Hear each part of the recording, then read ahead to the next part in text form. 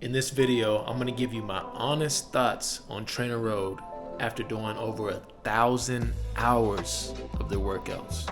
Stay tuned. What's up, guys? Welcome back to the channel. And if you're new, I'm Calvin, aka C Smith.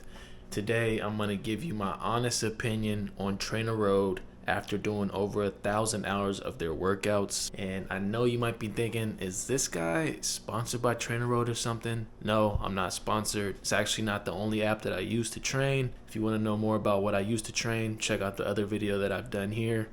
But TrainerRoad, if you want to pay me, let me know because I could use the coffee money. Cheers. Now, you're probably watching this video because you're either thinking about getting TrainerRoad, or you already have another app like Zwift or Wahoo RGT and you're thinking about adding TrainerRoad to your training arsenal, or you're on the trainer really bored and you just want to hear me talk, which is perfectly fine.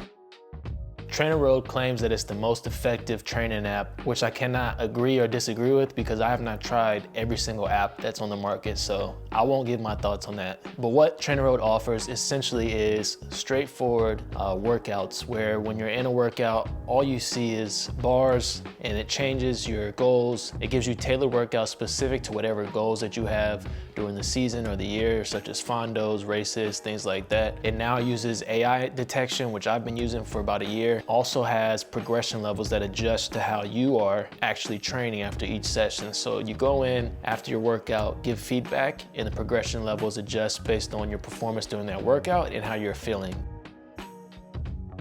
Now what TrainerRoad isn't, it's not some cool gamified where you go into a cycling world and you're riding on your bike and your avatar and you're taking in the game sun rays and feeling the game rain fall on your avatar body. It's not that at all. So if that's something that you want and that you're looking for, TrainerRoad might not be for you if that's a deal breaker. It's also not this social platform where you can make friends online, etc., etc. So if that's something that you value, TrainerRoad, again, if that's a deal breaker for you, might not be for you. But if you are a serious cyclist and you care about training and getting faster, stay tuned.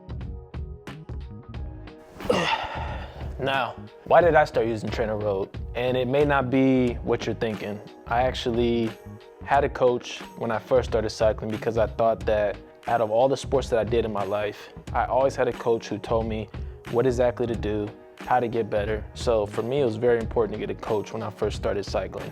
The reason why I started using TrainerRoad though is when the pandemic hit in 2020, I lost my job and I needed to save money. I also wanted to keep cycling for my mental health, so not riding was not an option for me.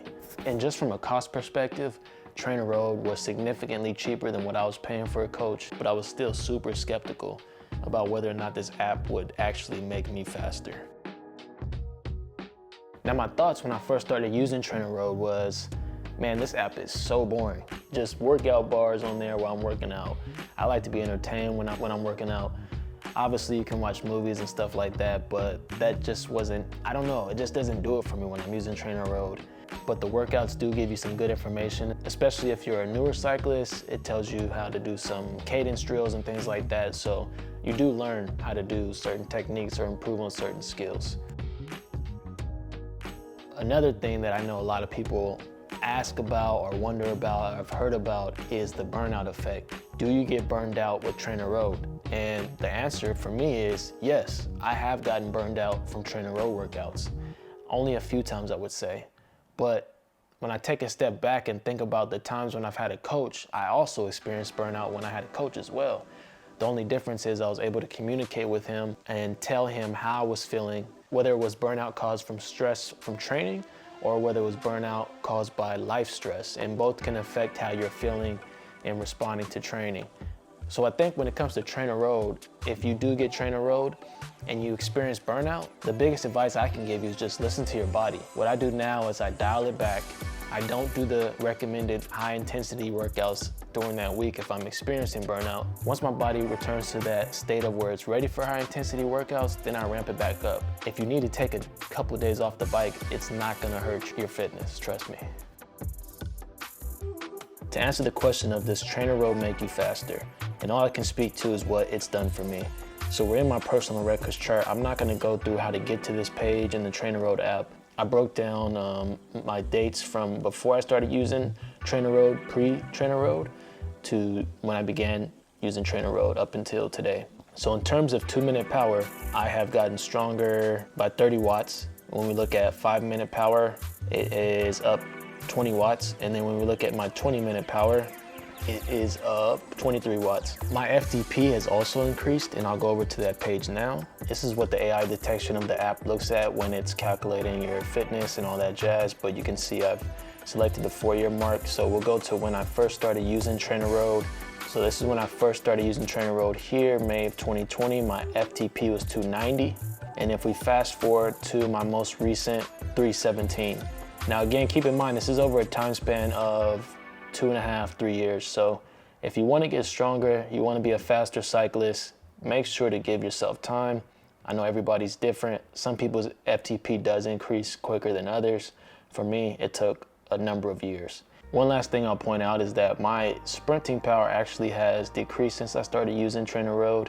It's gone down 102 watts, but for me, it is probably due to the fact that I have lost a significant amount of weight since I started using TrainerRoad. So with that, you lose muscle mass, you lose power. So I'm sure that's what that attributes to. I think after going through my data, you can see that the answer is absolutely TrainerRoad does make you faster. Now, is TrainerRoad the only way to get faster? No. And if you have a coach and you want to use TrainerRoad alongside that, I think that's perfectly feasible as well. I know there's people out there that do that. So I would say give it a shot if you're interested in the app. They do offer a 14-day free trial, I think, so you could try it with no risk involved, but I'm just sharing this information because it's worked for me, as you can see from my data. So if you're thinking about it, I say give it a shot, try it out. If you don't like it, stop using it. If you like it, keep going. And maybe you want to switch it up. Maybe you do a year of TrainerRoad and then you do a year of coaching, and then maybe you do a year of both. However you want to mix it. Also, if you use TrainerRoad over the years, or you tried TrainerRoad, what's your experience been? I know my experience is just that, my experience. So if you have been using TrainerRoad, have you experienced burnout? How do you combat that? Has your FTP increased, decreased? Have you gotten faster? Leave comments below so that people who are thinking about trying TrainerRoad can have all the information that they can get so that they can make an educated decision on whether or not they want to give it a shot. Hope you enjoyed this video. I hope it was helpful. Happy training to you guys. And if you're not a part of the C. Smith subscriber community, please like and subscribe, and I'll talk to you guys soon.